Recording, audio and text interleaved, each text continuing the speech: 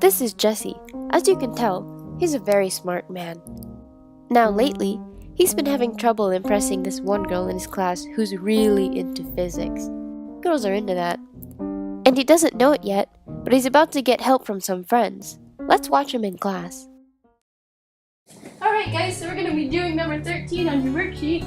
If you have a 7,500 kilogram train car moving at 4 meters per second, then it hits another equal mass train car moving at 2 meters per second. What is the final speed of the cars if they stick together?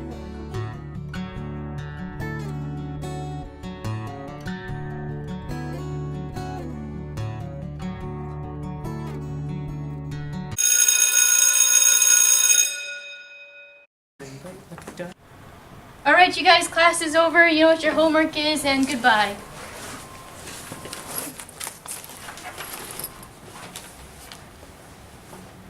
Hey Bill, you're friends with that chick, right?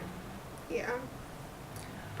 So is there any way I could slide into the DMs? Well, she's pretty into physics right now, but she's struggling with conservation of momentum, so you could try to teach it to her. I know a thing or two about conservation of momentum. Really? Oh yeah. Crap. Anything about physics? I'm Nye, and I'm the science guy, and we heard you need help with physics.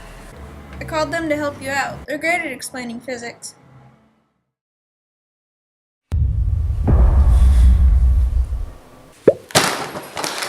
Where am I? Don't worry about it. Oh. Let's begin, shall we? Wait, what? You want to learn about conservation of momentum, right? Well, check this out.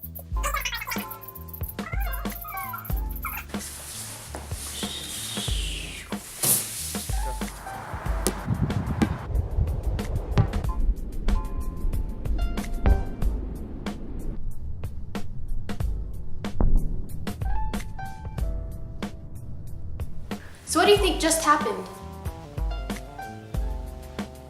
Conservation of momentum! Conservation of momentum is a fundamental law of physics, which states that the momentum of a system is constant if there are no external forces acting on the system. Basically, energy cannot be created or destroyed, just transferred. So the momentum before a collision equals the momentum after the collision. So Sam's gonna write the law of conservation of momentum's equation.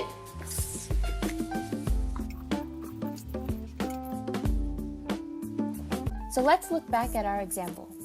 In this situation, the bigger ball, ball 1, is at rest. We'll say it's about 1 kilogram.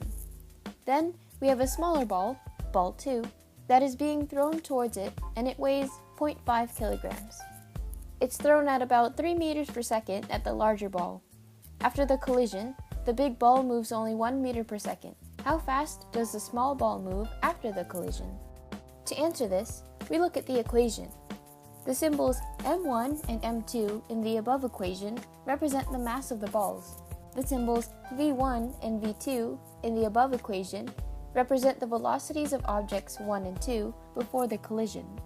And the symbols mirroring the left side, v1 and v2, in the above equation represent the velocities of the objects after the collision.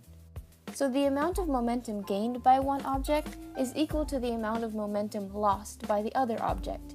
The total amount of momentum possessed by the two objects does not change. Remember, momentum is simply transferred from one object to the other object. So in this case, the smaller ball gains momentum from the force of being thrown, and that momentum is then lost once it collided with the larger ball.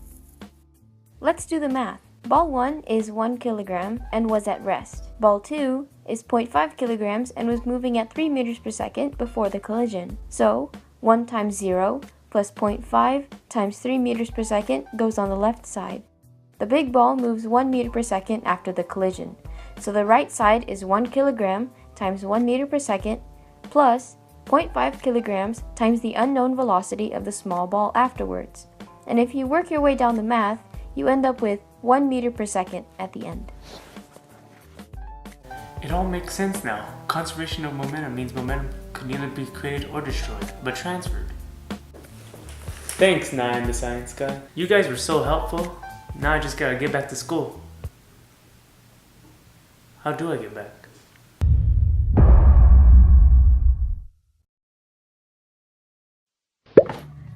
How'd I get back here? Oh well, whatever.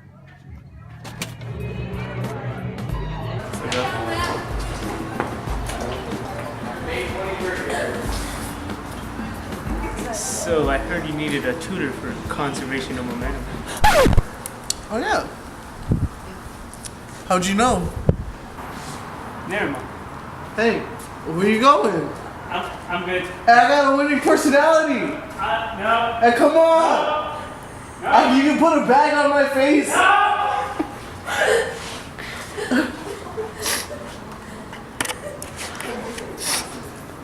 At least you still don't know physics though.